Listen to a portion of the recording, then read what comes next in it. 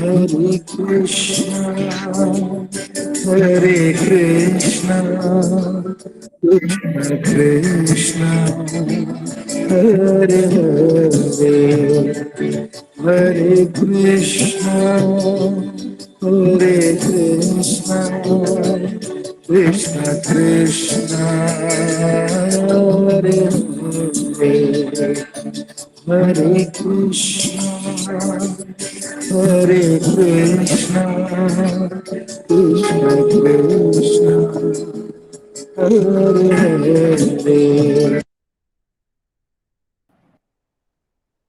गुरु जी दंडवत प्रणाम। जय श्री राधे।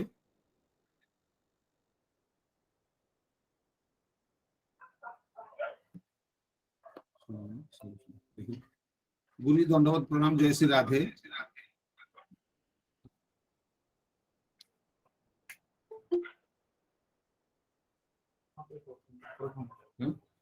हाँ प्रणाम प्रणाम। हाँ सर। हाँ प्रारंभ करें।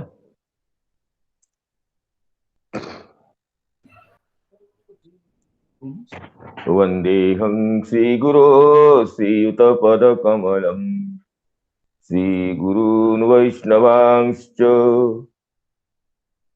श्रीरूपं साग्रजातं सहगण रघुनाथान्वितं तं सजीवम् साद्वैतं सावधूतं परिजन सहितं कृष्ण चैतन्य देवम् श्री राधा कृष्ण पादान् सहगण ललिता श्री विशाखान्वितांश्च रक्तंभोरुहदर्पभञ्जन महा सौन्दर्यनेत्रद्वयम् मुक्ताहार विलम्बिहेम मुकुटं रत्नोज्ज्वलत्कुण्डलम् वर्षामेघसमाननीलवपुषम् ग्रैवेयहारान्वितम्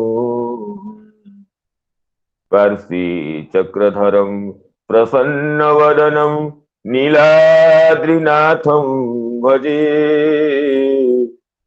अनर्पितचरीं चिरात् करुणयावतीर्णः कलौ समर्पयितुमुन्नतोज्ज्वलरसां स्वभक्तिश्रियम् हरि पुरट सुंदर द्वितीकदम्ब संदीपित सदा हृदय कंदरी स्फुरतु वशची नंदन जाग्रत स्वप्न सुषुप्ति सुस्फुरतु मे राधा पदाब्जच्छटा वैकुंठे नरके थवा मम गति नान्यास्तु राधा विना राधा केली कथा सुधाम्बुधि महाबीची विरांदोलितम् कालिंदी तटकुंज मंदिर बरा लिंदी मनो बिंदतु गोवर्धनो जयति शैलकुलाधिराजो यो गोपिकाभिरुदितो हरिदासवर्यः कृष्णेन शक्रमखभंग कृता समर्चितो यः सप्ताहमस्य करपद्मतलेऽप्यवात्सीत् जयति तरणि पुत्री धर्मराजस्वसाया कलयति मथुराया सख्यमतीति गंगाम् मुरहर दयितात पादपद्म प्रसूतम् वहति च मकरन्दम् नीरपूरच्छलेन वृंदावनावनिपते जय सोम सोम मौलेश नंदन सनातन नारदेद्य गोपेश्वर व्रज विलासी युगांधि पद्मे प्रीतिं प्रयच्छ नितरं निरुपाधिकांगि सुसुख निवृत चेतस्तद्विदस्तान्य भावो व्यजित रुचिरलीला कृष्ण सारस्तदीयम् व्यतनुत कृपयायस्तत्त्वदीपं पुराणम् तमखिल वृजिनग्नं व्याससूनुं नतोऽस्मि नारायणं नमस्कृत्य नरं चैव नरोत्तमम् देवीं सरस्वतीं व्यासं ततो जयमुदीरयेत् मूकं करोति वाचालं पङ्गुं लङ्घयते गिरिं यत्कृपातमहं वन्दे परमानन्दमाधवं बृन्दायै तुलसीदेव्यै प्रियायै केशवस्य च कृष्ण भक्ति प्रदे देवी सत्यवती नमो नमः वाञ्छा कल्पतरुभ्यश्च कृपा सिन्धुभ्य एव च पतितानां पावनेभ्यो वैष्णवेभ्यो नमो नमः पतितानां पावनेभ्यो वैष्णवेभ्यो नमो नमः। श्रीमद्भागवत कथा सत्र में समवेत समस्त वैष्णव वृंद, गुरुजन वर्ग, स्निग्ध मित्र मंडली और मातृवृंद को प्रणाम निवेदन करता हूं। आप सभी की अनुकंपा से, भगवान की अहित की करुणा से हमें प्रत्यह प्रातः सायं श्रीमद् भागवत कथा सुर तरंगिणी में अवगाहन करने का यह परम सौभाग्यमय क्षण उपस्थित होता है। इसलिए समस्त सुधी श्रोतृ मंडली की चरण कमलों में पुनः कृतज्ञता निवेदन करते हुए गत दिवस में कथा की जहां विश्रांति हुई थी वहां से आगे कथा रस में अवगाहन करने के लिए, कथा सुधा का समास्वादन करने के लिए अनुमति चाहता हूं। प्रथम स्कंध के 6ठ अध्याय में देवर्षि नारद जी अपने पूर्व जन्म के अवशिष्ट वृत्तांत को सुनाते हुए जब वेदव्यास जी ने ये प्रश्न किया कि आपको ज्ञान का उपदेश करने वाले उन महात्माओं के दूरदेश चले जाने पर आपने क्या किया, तो उस समय फिर देवर्षि नारद जी ये कहते हैं कि भिक्षुवे विप्रवसिते विज्ञानादेष्टुभिर मम वर्तमानो वयस्याद्ये तत एतदकारसम् एकात्मजामे जननी योषिन मूढ़ा च किंकरी मय्यात्मजे नन्यगतु चक्रे स्नेहानुबंधन। मेरी माँ तो उन वेदवादी ब्राह्मण के वहां दासी के रूप में सेवा परायणा थी। वो मुझमें अत्यंत स्नेहशीला थी, क्योंकि मेरी माँ का इकलौता बेटा था। एकात्मजा मेरी माँ थी, एक है वो आत्मजः यस्यासा, और कोई दूसरे उसके संतान होते तो उसका स्नेह का अवलंबन होता, विभाजन होता, लेकिन इकलौता बेटा होने से उसकी संपूर्ण प्रीति, संपूर्ण स्नेह मुझ पर ही आधारित था। ऐसे ही योषित जनों की प्रीति या स्नेह ज्यादा होती है। कल महाराज जी, पूज्यपाद महाराज जी ये प्रश्न किए थे कि योषित शब्द की व्युत्पत्ति के अनुसार यहाँ क्या समन्वय होना चाहिए। इसे योषित शब्द का अर्थ है योषति, नाम मिश्री करोति आत्मानं पुरुषेण सह इति योषित। हमारे प्रिय अजय पांडे जी तो ये कल ही इस व्युत्पत्ति को शब्द कल्पद्रुम के आधार पर भेज दिए थे, लेकिन मैं सहसा ध्यान नहीं दिया था, तो पांडे जी को मैं धन्यवाद देता हूं। तो जो पुरुष के साथ अपने को स्नेह बंधन से मिला देती है, एकीकृत कर देती है, तदधीन कर देती है अपने को स्नेह बंधन से, वह योषित है। तो इसके अनुसार एक तो योषित जन और स्नेह परायणा होती है, स्नेहशीला होती है। और योषित में भी वो नारद जी अपनी माता के लिए ये विशेषण देते हैं, तीसरा विशेषण मूढ़ा, मोहयुक्ता, मोहशीला, अर्थात पढ़ी लिखी न होने से, शास्त्र ज्ञान रहित होने से मेरी मां को पुत्र पर, मुझ पर मोहमय स्नेह का प्रभाव अधिक था। और तीसरी बात यह कि किंकरी नाम पराधीना थी। पराधीना होने से वो अपने सुख के लिए, अपनी प्रीति के लिए मुझे प्रीति करके ही संतुष्ट हो जाती थी, और स्वाधीना होती तो उसके सुख के लिए और कुछ कुछ अवलंबन मिल जाता। लेकिन केवल सेवा परायणा होने से, पराधीन वृत्ति का होने से वो मुझ में ही उसका संपूर्ण स्नेह आधारित होता है।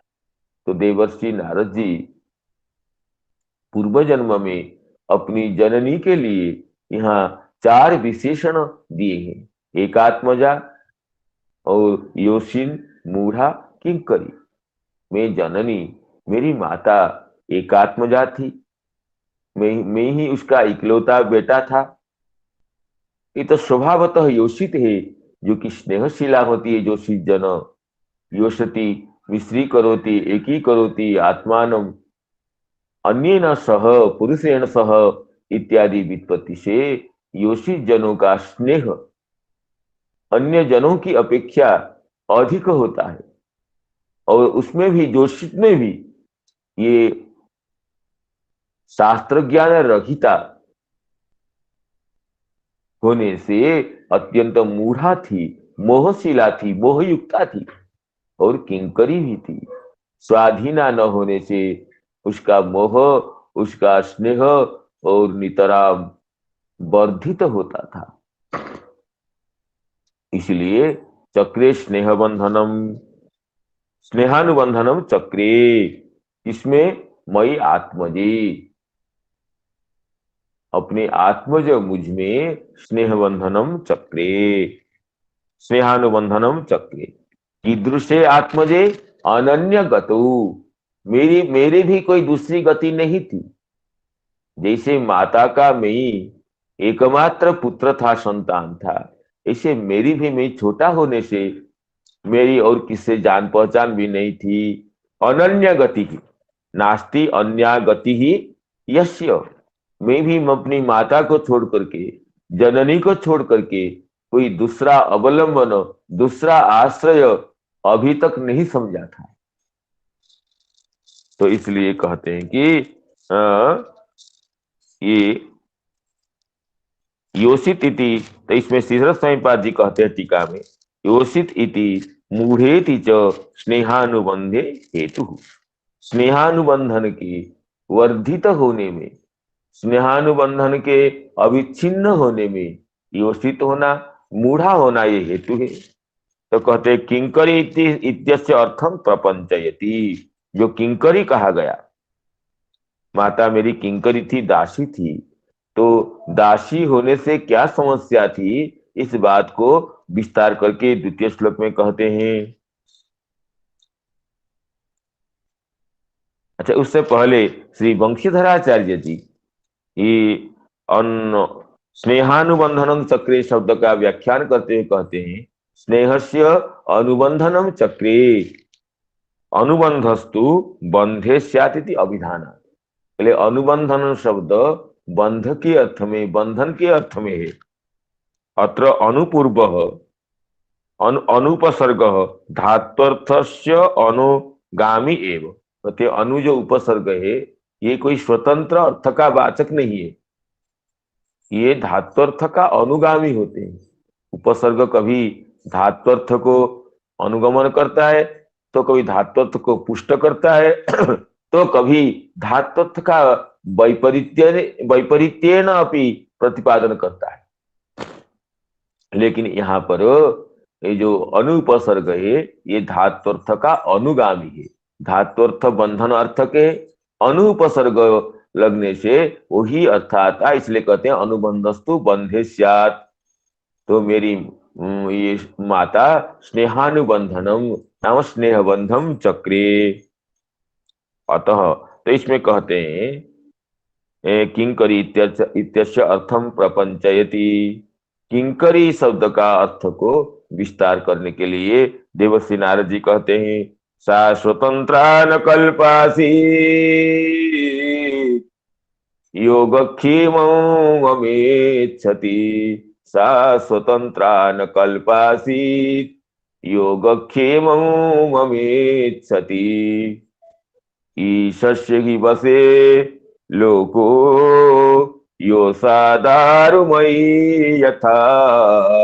ईशस्य हि वसे लोको यो सादारुमयी यथा।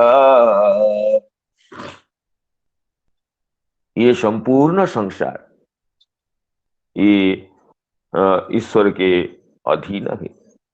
सा स्वतंत्रा न कल्पासीत योगक्षेमं ममेच्छति। कहती मेरी माता को मेरे योगक्षेम की बहुत चिंता थी। मुझे अप्राप्त वस्तु की जो प्राप्ति वो योग है और प्राप्त वस्तु का परिरक्षण वो क्षेम है। दोनों के लिए मेरी माता को अत्यंत चिंता थी, लेकिन पराधीन होने के कारण वो कुछ कर नहीं पाती थी। वो माता चाहती थी मेरे संतान पढ़े लिखे बड़े हो, ऐसे अनेक इच्छा थी। जैसे एक जननी के मन में पुत्र के लिए जैसा स्नेह होता है, जैसे भाविनी चिंता होती है, ये समस्त चिंताएं मेरी माँ के अंतरात्मा में होती रहती थी। लेकिन सा अस्वतंत्रा होने से, पराधीना होने से मेरे योगक्षेम के लिए चिंता करती हुई भी योगक्षेम पूरक कोई उपाय उसे दिखता नहीं था। इसलिए कहते हैं कि जैसे कठपुतली जैसे नचाने वाले की इच्छा के अनुसार ही नाचती है। कठपुतली तो नाचती है लेकिन अपनी इच्छा से नहीं नाचती है। नचाने वाले की इच्छा के आधार पर जो नर्तयिता है, जो नचाती है या जो नचाता है, उसकी इच्छा के आधार पर कठपुतली नाचती है। ऐसे ही ये संपूर्ण संसार ईश्वर के अधीन है, ईश्वर के अधीन है। इसलिए हम चाहने पर भी, हम तो बहुत चाहते हैं ये हो, लेकिन भगवान की जो इच्छा होती है, हमारे कर्मों के फलों के आधार पर, कर्म फल प्रदाता भगवान की इच्छा के आधार पर, कर्म फल नियंता, कर्म फल चेतयिता ईश्वर के इच्छा के आधार पर जो होना है वही होता है। लेकिन हमारी इच्छा तो पूर्ण नहीं होती है, क्योंकि कठपुतली जैसे नाचती है नचाने वाले की इच्छा के आधार पर, ऐसे हम लोग भी नाचते हैं। तो इसलिए ईश्वर के अधीन होने से प्राणी मात्रों की मेरी माँ बहुत कुछ सोचने पर भी, चाहने पर भी वो करने के लिए समर्था नहीं थी। तो इसमें श्री चक्रवर्ती पाद यह कहते हैं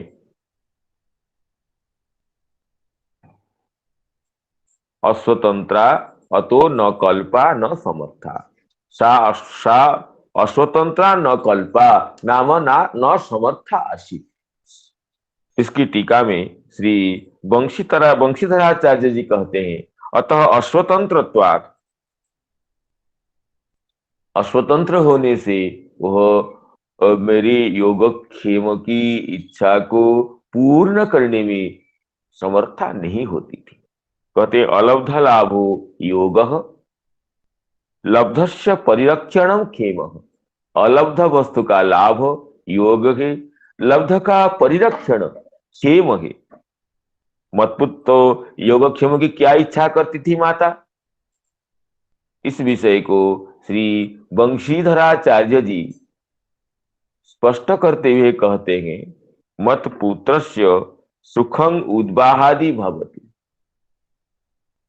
यत अधुना अस्य सुखादि अस्ति तद अन्वहम एधताम इत्येवं सदैव येष इत्यर्थ। मेरे पुत्र का समयानुसार अध्ययन विवाह आदि हो जाए और अभी मेरा पुत्र का जो सुख है वह सुख दिन प्रतिदिन बढ़ता ही रहे, ये इस तरह के योगक्षेम की इच्छा मां करती थी। उसके अध्ययन और विवाह इत्यादि गृहस्थोचित विषय की सिद्धि हो, और अभी जो इसका सुख है, मेरे पुत्र की जो प्रसन्नता है, ये अनुदिन बढ़ता रहे। और देवर्षि नारद जी इस छोटी सी अवस्था में भगवान की प्रेम भक्ति तक प्राप्त कर चुके हैं, ये तो माता को पता नहीं है। तो माता तो अपने मन में पुत्र की भावी कल्पना को करती रहती थी। पुत्र बड़े हो जाने से मैं दासी नहीं रहूंगी इत्यादि अनेक बात सोचती थी, लेकिन अस्वतंत्र होने से वो मेरे लिए कुछ चाहने पर भी नहीं कर सकती थी, क्योंकि संपूर्ण संसार ईश्वर के अधीन ही। जैसे कठपुतली नाचती तो है, लेकिन नचाने वाले की इच्छा के आधार पर नाचती। इस स्वतंत्र न कल्पासी योगक्षेमं ममेच्छति, ईशस्य हि वसे लोको योषा दारुमयी यथा, अहं च तद् ब्रह्मकुले उषिवांस्तदपेक्षया, अहं च तद् ब्रह्मकुले उषिवांस्तदपेक्षया, दिग्देश काला वित्पन्नो बालकः पंचहायनः, दिग्देश काला वित्पन्नो बालक पंचहायनः। तो मैं, नारद जी कहते हैं, मैं भी अपनी माँ के स्नेह बंधन में बंधते हुए, स्नेह बंधन में निबद्ध होकर उन ब्राह्मणों के घर में ही रहा, तो ब्राह्मण बस्ती में ही रहा। और उस समय तो मेरी अवस्था कितनी थी? केवल 5 साल की ही थी। तो दिग्देश काला वित्पन्न, दिशश्च देशाश्च कालाश्च दिग्देश काला तेषु अव्युत्पन्न। नाम दिशा, देश और काल के संबंध में मुझे कोई ज्ञान नहीं था। कौन सा मार्ग किधर जाता है, किस देश में जाकर क्या करना चाहिए, किस समय में क्या करना चाहिए। देखिए, किस वस्तु की सिद्धि के लिए, किसी इच्छा की पूर्ति के लिए दिग्देश काल में, दिग्देश काल का ज्ञान होना जरूरी है। किस दिशा में, किस देश में, किस समय में कौन सा विषय करना चाहिए, कौन सा नहीं करना चाहिए, इसकी अभिज्ञता आवश्यक है। लेकिन शिशु होने के कारण, बालक होने के कारण मैं दिग्देश काला व्युत्पन्न, दिग्देश कालेषु अव्युत्पन्न नाम ज्ञान रहित।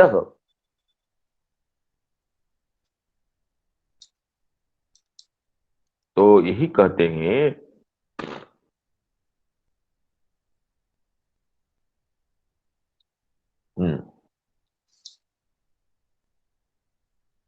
अहं च तद ब्रह्मकुले उसीवांग तदपेक्षया। श्री श्रीधर स्वामी जी कहते हैं, तदेवं सा स्नेहम चक्रे, वो अहम च दिगादिषु अनभिज्ञ अतः तत्रैव न्यवसम्। वो माता स्नेह करती थी। मैं भी दिग्देश कालादि विषयों में अनभिज्ञ होने के नाते मेरी तो इच्छा थी कि उन योगियों के महात्माओं के पदांक का अनुसरण करना चाहिए, लेकिन किस दिशा में जाने पर कैसे उनकी संगति होगी मुझे उसका भी पता नहीं था। अब 5 साल का बालक, भला है क्या ज्ञान उसको हो। अतः अहं च तस्मिन् ब्रह्मकुले तस्या मातुः स्नेहानुबंधन बंधस्य अपेक्षया उशीबांग तद अपेक्षया उसीबान वासम कृतवान। उशीबान नाम वासम कृतवान में निवास किया। तद तदपेक्षया तस्य तस्याः अपेक्षया अथवा तस्य स्नेहानुबंधनस्य अपेक्षया, माँ की जो स्नेहानुबंध है, स्नेहानुबंधन को तोड़ करके, स्नेहानुबंध को उल्लंघन करके जाने की क्षमता मुझमें नहीं थी। अतः स्नेहानुबंध की अपेक्षा से तदपेक्षया तस्मिन् ब्रह्मकुले उशीवान में वास किया। क्यों? अतः दिग्देश दिगादि अनभिज्ञत्वात् ब्रह्मकुले कहते हैं ब्राह्मण गृहे। कुल शब्द गृहवाची है। कुलम वंशे गृहे सार्थे जाति शांकर जयोरपि। इस कोश के आधार पर कुल शब्द वंश अर्थ में भी है और गृह अर्थ में भी है इति अभिधानात्। तो कहते हैं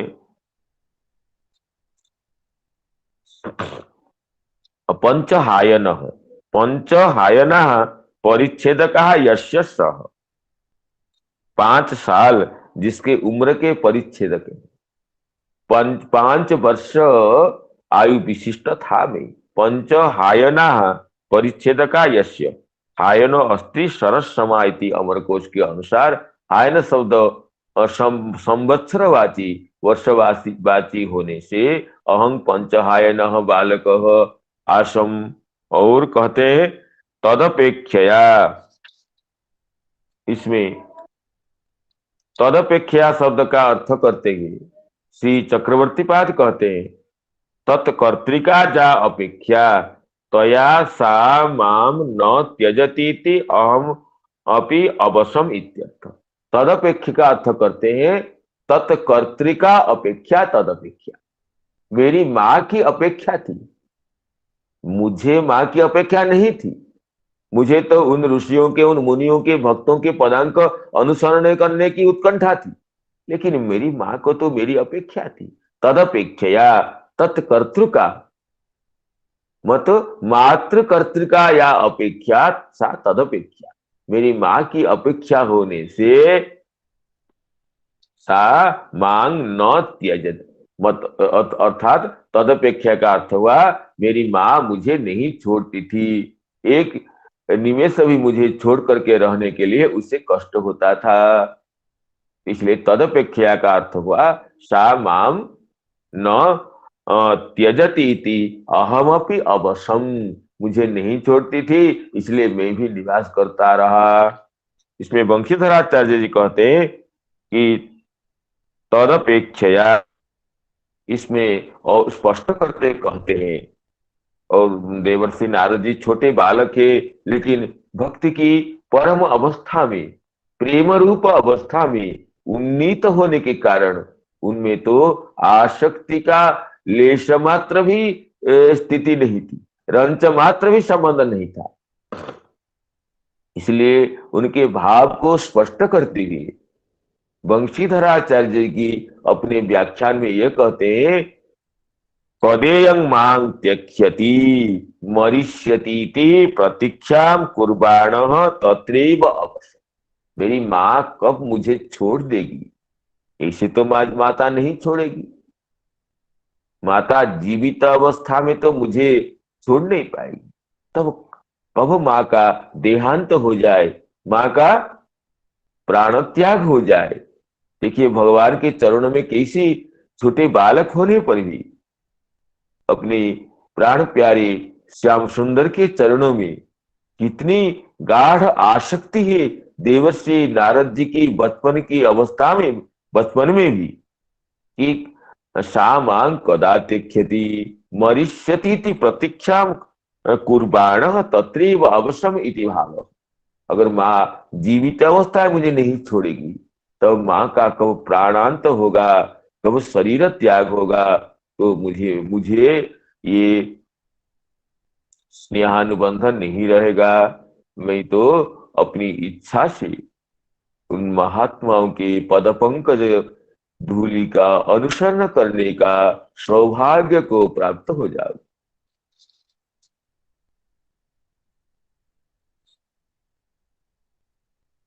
अतः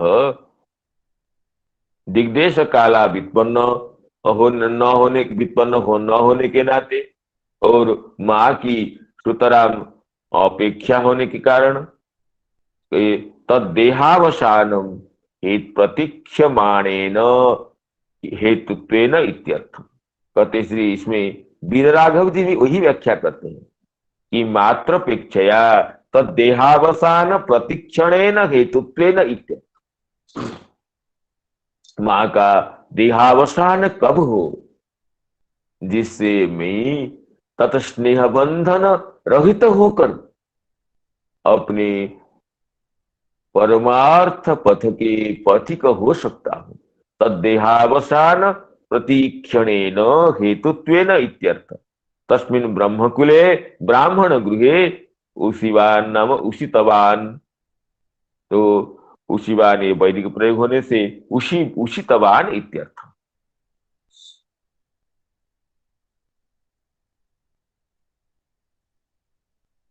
अहं शाश्वतंत्रा न कल्पासे योगक्षेमं ममेच्छति ईशस्य हि वसे लोको यो सा दारुमयी यथा अहं च तद्ब्रह्मकुले उषिवांस्तदपेक्षया दिग्देश काला विपन्नो बालकः पञ्चहायनः एकदा निर्गतां गेहात् दुहन्तीं निशिगां पथि एकदा निर्गतां गेहात् दुहन्तीं निशिगां पथि सर्पो दशत् पदास्पृष्टः कृपणां कालचोदितः सर्पो दशत् पदास्पृष्टः कृपणां कालचोदितः कृपणाम कालचोदित। अब आगे की बात देवर्षि नारद जी स्पष्ट करते कहते हैं, एकदा निर्गताम गेहात दुहंतिम निशिगांग पथि। एक दिन की बात है, मेरी माँ गो दोहन करने के लिए, गाय दूहने के लिए रात के समय घर से बाहर निकली। गोदोहन करना है, गौशाला में जाना है, रात के समय घर से बाहर निकली तो रास्ता में, मार्ग में उसके पैर पैर से सांप छू गया। एक सांप का स्पर्श हो गया मां के चरण से। उसे सांप से बेचारी मां को डस लिया। सर्प अदशत। अब बेचारी मां को सांप ने डस लिया। सांप का काल चोदित, काल की प्रेरणा से, भाग्य की ऐसी ही इच्छा थी, समय की ऐसी ही गति थी, काल की प्रेरणा से वो बेचारी मेरी माँ को कृपणांग नाम बेचारी माँ को सांप डस लिया। और काल चोदित, काल की प्रेरणा से माँ का सर्पदंशन से वह प्राण त्याग हो गया, प्राण वियोग हो गया। और श्रीधर स्वामी जी कहते हैं, दुहंतिम नाम गेहात निर्गताम गांग दुहंतिम। दुहंतिम कहते हैं दोग्धुम निर्गताम इत्यर्थ। गो दोहन के लिए जा रही थी। ये हेत्वर्थ हेतु शत्रु प्रत्यय, जो शत्रु प्रत्यय ये हेत्वर्थ में है, इसलिए शिव स्वयंपाद कहते हैं, दोग्धुम निर्गताम, गो दोहन करने के लिए जब निर्गत हुई थी, उस समय मां को सर्प दंशन किया। पदा स्पृष्ट, पदा पादेन स्पृष्ट, पादेन स्पृष्ट, पादेन आस्पृष्ट। ये जो आस्पृष्ट शब्द है, पदा आस्पृष्ट, ईषद आक्रांत, अदसत अखादत, ये आ शब्द ईषद अर्थ में है। पादेन आस्पृष्ट, ईषद आक्रांत, पैर पड़ जाने से वो सर्प दंशन कर लिया।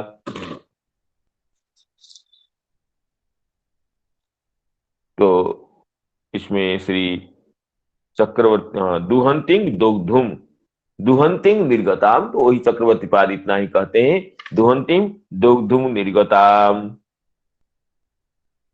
वीरराघव जी भी वही कहते हैं, एवं तिते कदाचित निशि गेहात निर्गताम गांग गांग दुहंतिंग दुग्धुम प्रवृत्ताम कृपणांग मम मातरम पथि मार्गे पदा पादेन पृष्ठ काल चोदित, काल शरीरकेण दैवेन, दैव का भाग्य के द्वारा प्रेरित होकर के, इस भाग्य का शरीर है काल समय, अदसत अदंसत, सा अम्रियत इत्यर्थ तो द्रष्टव्य, और इस जिससे सर्प दंशन से मेरी मां की मृत्यु हो गई, ये बात समझना है। तो आगे कहते हैं, एकदा निर्गतां गेहात् दुहंतिं निशिगां पथि सर्पो दशत पदा स्पृष्टः कृपणां कालचोदितः, तदा तदहमीशस्य भक्तानां समभीप्सतः, तदा तदहमीशस्य भक्तानां समभीप्सतः, अनुग्रहं मन्यमानः प्रातिष्ठं दिशमुत्तराम्, अनुग्रहं मन्यमानः प्रातिष्ठं दिशमुत्तराम्। तो कहते हैं, देखिए कोई छोटा बालक हो, बालक का अवलंबन कुछ न हो, और उसके एकमात्र जननी को सर्पदंशन करे, उसका प्राण त्याग हो जाए, तो बालक को कितना दुख होता, बालक को कितना दुख होता। लेकिन देवर्षि नारद जी की तो स्थिति विलक्षण थी। भक्ति की सबसे ऊंची अवस्था प्रेम रूप स्थिति में जिनकी पहुंच हो गई थी, और ये तो समझते, देखिए तदा तदहम ईशस्य अनुग्रहं मन्यमान, मैंने समझा भक्तों का मंगल चाहने वाले भगवान का यह अत्यंत अनुग्रह है। भक्तानाम सम अभिसतः, भक्तों के मंगल चाहने वाले ईशस्य अनुग्रहं मन्यमान, ये तो अच्छा हो गया। कोई तो सोचता था माँ कब मुझे छोड़ेगी, कैसे मैं जाऊंगा, लेकिन भगवान के अनुग्रह से कितने जल्दी मैं स्नेह बंधन से छूट गया। तो ईशस्य अनुग्रहं मन्यमान, भगवान की करुणा का अनुभव मुझे हुआ। अनुभव कैसे भगवान ना, भक्तानाम सम अभिसतः, भक्तों के मंगल चाहने वाले मंगलमय श्रीहरि की यो अनुकंपा समझ करके मैं क्या किया ना, उत्तर दिशा की ओर चल पड़ा। उत्तराम दिशम प्रातिष्ठम प्रस्थितः अस्मि, तन्मातुर मरणम भक्तानां संकल्याणं अभिसतः ईशस्य अनुग्रहं मन्यमानः प्रातिष्ठम प्रस्थितः अस्मि, मैं उत्तर दिशा को प्रस्थान किया। देखिए आगे कहते हैं, तन्मातुर मरणम ईशस्य अनुग्रहं मन्यमान प्रातिष्ठम अकृत तत्सांपरायक विधिरेव। चक्रवर्ती पाद कहते हैं, मुझे घर छोड़ करके बाहर जाने के लिए इतनी उत्कंठा थी, रोने की बात तो दूर, अकृत तत्सांप्रदायिक सांप्रदायिक विधि रेव। सांप्रदाय विधि कहते हैं मरण के बाद जो और्ध दैहिक क्रिया होती है, जो परलोकगत जीवात्मा की शुद्धि के लिए जो श्राद्धादि विधान किया जाता है उसको सांप्रदायिक विधि कहते हैं। तो अकृत तत्सांप्रदायिक विधि रेव। बस मैं माता की देखा मृत्यु, मैं तो प्रणाम करके भगवान को चल पड़ा। और माता के संस्कार कैसे होगा, माता का शरीर संस्कार कैसे होगा, औददैहिक क्रिया कैसे होगी, इसका भी ध्यान नहीं दिया। देखिए देव माता के बंधन की, स्नेह बंधन के आधार पर भी मैं रहता था, अब माँ को सर्पदंशन कर लिया। तो देवर्षि नारद जी तो लोक व्यवहार से मिथ्या से कुछ रोदन किए होंगे नहीं किए होंगे अलग बात है, लेकिन चक्रवर्ती पाद कहते हैं कि अकृत तत्सांप्रदायिक विधिरेव, सांप्रदायिक विधिरेव गतवान। मैं माता का संस्कार तक कब हो, माता के शरीर संस्कार के बाद मुझे जाना चाहिए, ये भी मुझे मन में नहीं आया। मैं तो उत्कंठित था, शरीर छोड़ करके कब जा करके निश्चिंत होकर के उन महात्माओं के प्रदर्शित मंत्र के आधार पर भगवान के अचिंत्य दिव्य नवघन सुंदर श्याम सुंदर सच्चिदानंद घन स्वरूप का ध्यान कर सकूं, ये मेरी मन में उत्कंठा थी। तो प्रातिष्ठम दिशम उत्तराम, उत्तर दिगे की ओर चल पड़ा। क्योंकि उत्तर दिग के मैं देखा था कि ये महात्मा लोग जो मुझे सेवा का अवसर दिए थे, जिनके मुख कमल से श्री कृष्ण कथा मतलब रसास्वादन करने के द्वारा मेरे हृदय में प्रतिक्षण वर्धमान प्रेम की प्राप्ति हुई थी, ये महात्मागण उत्तर दिशा की ओर ही प्रस्थान किए थे। अर्थात उत्तर दिशा मुझे तो पता नहीं था, जिस दिशा में महात्मा गण गए थे उस दिशा में चल पड़ा। अब ये कहते हैं कि देवर्षि नारद जी कहते हैं कि वह उत्तर दिशा थी, इसलिए उस दिशा में उस मार्ग में मैं चल पड़ा।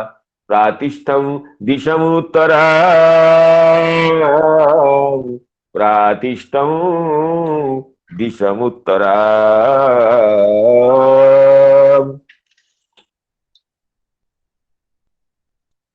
तो इसमें श्री बंशीधराचार्य जी जो कहे गांग दुहंतिम, इसमें कहते हैं कि लक्षण हेतु क्रियाया, इस सूत्र से यहाँ हेत्वर्थ में शत्रु प्रत्यय है, तो इसका अर्थ हो गया कि दोहनार्थम गृहात गौशालाम गच्छन्तिम, मार्गे दोहन के लिए घर से गौशाला जाने के समय मार्ग में कृपणाम अनाथाम अदसत इति भाव, अनाथा अवलंबन रहिता दुखी ने मेरी माँ को सांप ने डस लिया।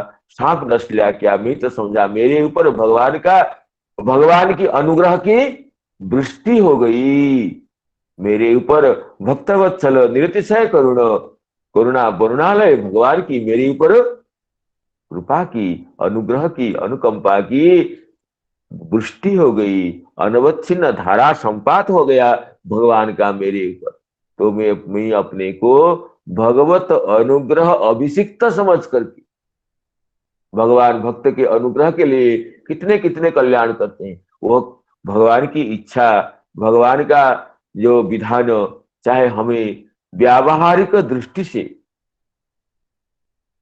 अकल्याण प्रतीत भी हो, ये देवर्षि जी का कहना है कि भगवान का विधान चाहे हमें अशोभन अकल्याण असुंदर प्रतीयमान भी हो, वो तो भक्तों के लिए कल्याण होता है।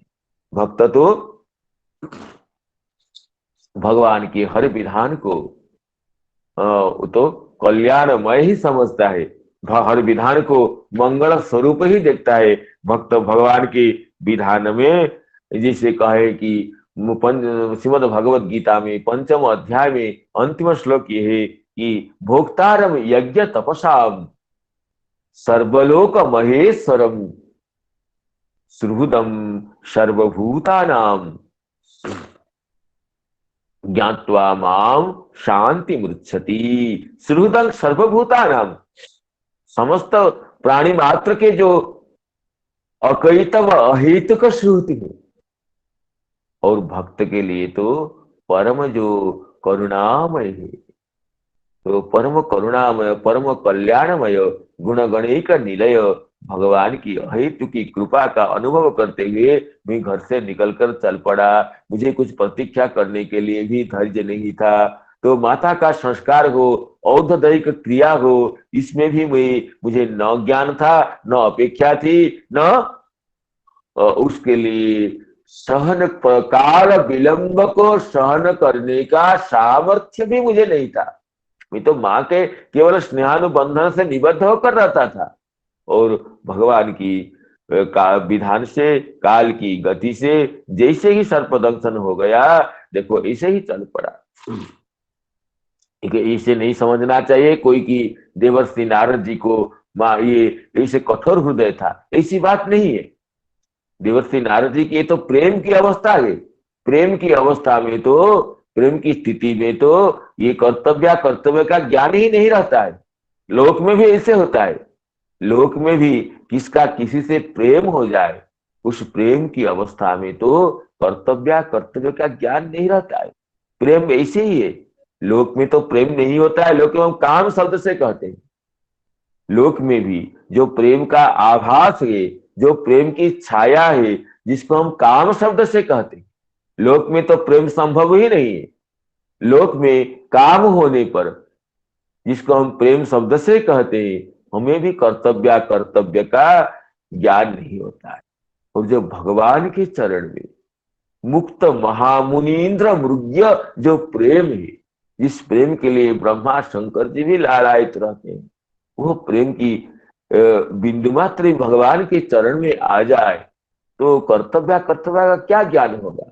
उसमें तो धैर्य ही नहीं रहता है। वो तो नित्य निरंतर अपने प्रियतम के चरण कमल के मकरंद के आस्वादन करते हुए मत्त रहता है। और एक मत्त व्यक्ति के लिए कर्तव्य का ज्ञान ही नहीं होता है। इसलिए देवर्षि नारद जी दासी पुत्र की अवस्था में भी भगवान के चरण कमल की प्रेम मधु का, प्रेमामृत का, प्रेमा सभ का आस्वादन करते हुए ये मत्तवत रहते थे। तो इसलिए उन्हें तो ज्ञान ही नहीं रहता था कुछ। जैसे ही सोचे माँ चली गई, सब लोग दौड़ कर गए, माँ मर गई, माँ मर गई, तो ये इनकी इस दासी मर गई से बोलते रहे, तो मैं सोचा तो बंधन ही नहीं रहा मुझ मेरा, मैं तो चल पड़ा।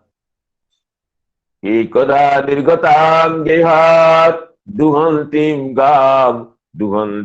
निशिगां पथि सर्पो दशत पदास्पृष्टः कृपणां कालचोदितः तदा तदहमीशस्य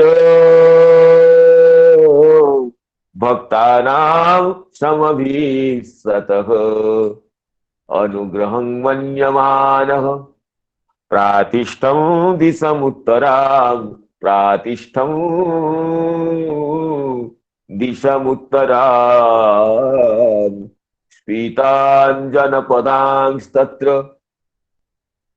पुरग्रामव्रजाकरान् पीताञ्जनपदांस्तत्र पुरग्रामव्रजाकरान् खेत खर्बटबाटीश्च वनान्युपवनानि च खेत खर्बटबाटीश्च वनान्युपवनानि च।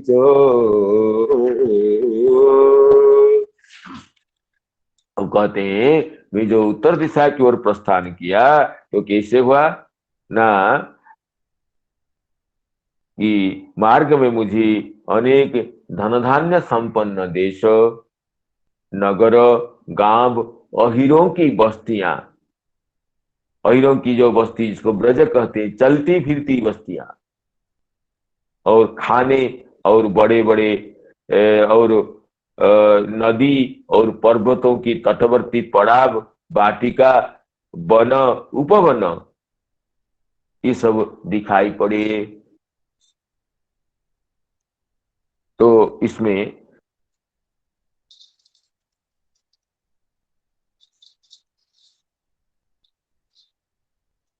पीतान् जनपदान् तत्र पुरग्राम प्रजाकरान् खेत खरबट बाटिश्च वनान्युपवनानि च। यहाँ पर 4 श्लोकों का एक साथ अन्वय है। यहाँ पर ये पीतान् जनपदान् तत्र चित्रश्रोणी पत्ररथे बिभ्रमद भ्रमरश्रियः नलवेणु सरस्तंभ कुश कीचक गौहरम एक एवाति जातोहम अद्राख्यं विपिनं महत। ये जो कहते हैं कि ये तद विपिनम अद्राख्यम इति अन्वय। पीतान जनपदान जनपदादीन अतियातः, विशाल विशाल नगरों को अतिक्रम करते हुए मैं विपिनम अद्राख्यम इति चतुर्थेन अन्वय। तो इसके आगे चतुर्थ श्लोक में एक एवाति यातो हम अद्राख्यम विपिनं महत घोरं प्रतिभयाकारम बियालो लूक शिवाजीरम विपिनम अद्राख्यम। अतिक्रम करते करते मुझे विशिष्ट अरण्य का दर्शन हुआ, घोर जंगल में मैं जाकर पहुंचा। तो मार्ग में क्या क्या देखा, इसके लिए कहते हैं पीता जनपदां तत्र पुरग्राम प्रजा कराल। पीतान समृद्धान, सुसमृद्ध शहरों को, देशों को, सुसमृद्ध नगरों को देखा। जाते जाते मैं चलता पड़ा, चलते चलते समृद्ध शहरों को, नगरों को देखा। जनपदान तत्र, तत्र का अर्थ है तस्याम दिशि। और क्या है, पूरा ग्राम ब्रजा करान, कहते पुराणी राजधान्य, राजधानी देखा, पुराणी राजधान्य। ग्राम भृगु प्रोक्ता, तो ग्राम शब्द का एक पारिभाषिक अर्थ है। हम तो गांव कहते हैं विप्राश्च विप्रभृत्याश्च यत्र चैव वसन्ति ते सतु ग्राम इति प्रोक्तः शूद्राणां वास एव च। इसमें विप्रगण, विप्र उनके भृत्य के भृत्यगण और शूद्रगण भी रहते हैं। इसमें अर्थात हर एक वर्ण के लोग, विप्रगण हो, विप्र भृत्यगण हो, तो इस तरह जो विविध वर्ण के व्यक्तिगण जहाँ श्रृंखला से, जहाँ शांति से वास करते हो, ये भृगु के लक्षण के अनुसार उसको ग्राम कहा है। विप्राश्च विप्रभृत्याश्च यत्र चैव वसन्ति ते सतु ग्राम इति प्रोक्तः शूद्राणां वास एव च। तो इस तरह पीता जनपदां तत्र पूरा ग्राम, पुरों को नाम राजधानी को, ग्रामों को, और ब्रजा, ब्रजान का ना गोकुलान जो अहिरों की बस्तियां, और आकरान नाम खान, रत्नादि उत्पत्ति स्थानानि तान, बड़े बड़े खान भी देखा। पीता जनपदां तत्र पुरग्राम ब्रजा करा।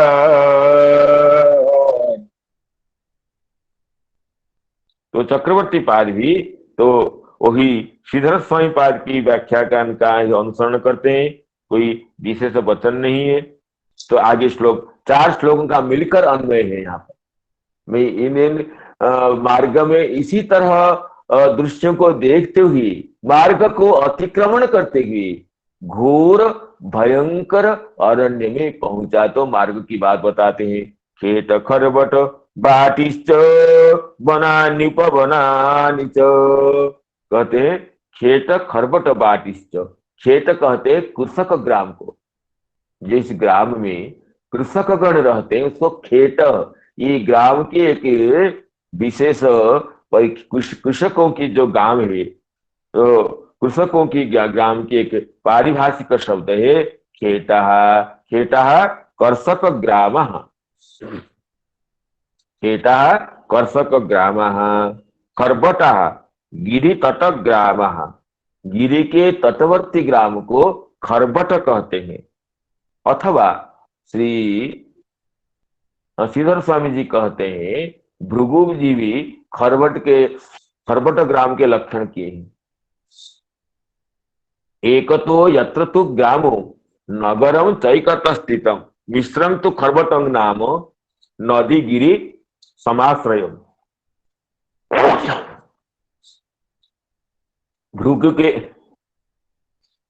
भृगु जी के वचन में ग्राम जो खरबट का यह खरबट की यह परिभाषा है, एक तो यत्र तु ग्रामो नगरम चैकत स्थितम, जिसके एक ओर ग्राम हो, एक ओर नगर हो, मिश्रम तो खरबटं नाम, उस मिश्रित स्थिति को खरबट कहते हैं। नदी गिरी समाश्रयम, नदी तट पर हो, गिरी के तट पर हो, जिसकी एक ओर नगर हो एक ओर ग्राम हो, बीच वाले ग्राम को खरबट कहते हैं। मिश्रम तो खरबटं नाम नदी गिरी समाश्रयम। खेत खरबट, तो खेत हो गया कृषक ग्राम, खरबट हो गया ये गिरी तट ग्राम, जिसकी परिभाषा है कि एक तो यत्र तो ग्रामो नगरम चैकत स्थितम मिश्रं तो खरबटं नामो नदी गिरी समाश्रयम। खेत खरबट बाट्यस्य, बाटी कहते पूग पुष्पादि नाम बाटिका, विभिन्न पुष्पों की जो बाटिका है, बाट्य पूग पुष्प वाटिका, विभिन्न पुष्प वाटिका है जहां उसको बाटी कहते हैं। चेत खरबट बाटी च वनानि उपवनानि च, वन और उपवन, वनानि तो वन और उपवन के भेद को स्पष्ट करते हुए श्री टीकाकार कहते हैं वनानि स्वतः सिद्ध वृक्षाणाम समूह, जो अपने आप उगे हुए हैं, अपने आप प्रकटित हुए ऐसे वृक्षों के समूह को वन कहते हैं। और उपवनानी रोपित वृक्षाणाम समूहा तानि, इसको कोई लगाया जाते अपनी इच्छा से क्रम के अनुसार वृक्षों को चयन करके लगाते हैं, उसको उपवन कहते हैं। तो वनानी उपवनानी, तो वनानि स्वतःसिद्ध वृक्षाणां समूहा, उपवनानि रोपित वृक्षाणां समूहा तानि। इस तरह खेत नाम कर्षक ग्राम, खरबट गिरितट ग्राम, बाटी पुष्प वाटिका और वन स्वतः सिद्ध वन समूह और उपवन रोपित वृक्ष समूह, इन सब को अतिक्रम करते हुए भी आगे चल पड़ा। पीतांग जनपदांग सत्र पुरग्राम ब्रजाकरा, खेत खरबट बाटीश्च वनान्युपवनानि च, चित्रधातु विचित्राद्रीनीभ भग्न भुजद्रुमान्, जलाशयान् शिव जलान् नलिनी सुरसेविता, जलाशयान शिव जलान नलिनी सुरसेविता। कहते हैं और क्या क्या देखा, चित्र धातु विचित्राद्रीन इव भग्न भुजद्रुमान, जलाशयान बड़े बड़े जलाशय भी नाम बड़े बड़े जलाशय भी देखा। हाँ, चित्र धातु विचित्राद्रीन जलाशय, और ये क्या है ना, इभवग्न भुज द्रुमान विचित्राद्रीन जलाशयन शिवजलान नलिनी सुरसेविता। चित्र धातु विचित्राद्रीन, अद्रीन नाम पर्वतों को देखा। कैसे पर्वत हैं, चित्र धातु विचित्राद्रीन, चित्रे ही धातु भी अत्यंत विचित्र धातुओं से, स्वर्ण रजतादि विचित्रान अद्रिंश्च, धातुओं से, स्वर्ण रजतादि धातुओं से जो चित्रित थे, विचित्रित थे, ऐसे पर्वत भी मेरे दृष्टिगोचर हुए। चित्रे चित्रे ही नाम चित्र चित्रे ही विचित्रे ही धातु भी स्वर्ण रजतादि भी विचित्रान अद्रिंश्च, चित्र धातुओं से विचित्रित जो अद्रि शैल जो पर्वत उनको भी देखा। और कैसे हैं? ईभ भग्न भुज द्रुमान, जिन पर्वतों में विशाल विशाल वृक्ष थे, लेकिन वन की हस्तीगण आकर के उन वृक्षों के द्रुमों की शाखा को तोड़ डाले थे। अर्थात हिंस्र जंतु समाकुल जंगल को देखा। ईभ भग्न भुज द्रुमान, इहे ही हस्ती ही भग्ना भुजा शाखा जेषाम तैहि द्रुमे ही युक्तान, ते द्रुमा जेषु तान अद्रीन, ऐसे अद्रियों को देखा जिनके भुज नाम शाखा हस्तियों से भग्न हुआ था। इहे भग्ना भुजा शाखा जेषाम ते द्रुमा जेषुतान। तो इस तरह पर्वतों को, इस तरह खेट खरबट बाटी और ये वन उपवन पर्वतों को अतिक्रम करते हुए मैं आगे चलता रहा। तो समस्त शुद्धि श्रोतृ मंडली की चरण कमलों में मैं प्रणाम करता हूँ। तो अवशिष्ट कथा को आगामी दिवस में आस्वादन करने की अभिलाष के साथ संजात त्रुटि विच्युति प्रमाद आदि के लिए क्षमा प्रार्थना के साथ भगवान नामोच्चारण पूर्वक अपनी वाणी को विराम देना चाहता हूँ। हरे कृष्ण कृष्ण कृष्ण हरे हरे, हरे राम राम राम हरे हरे।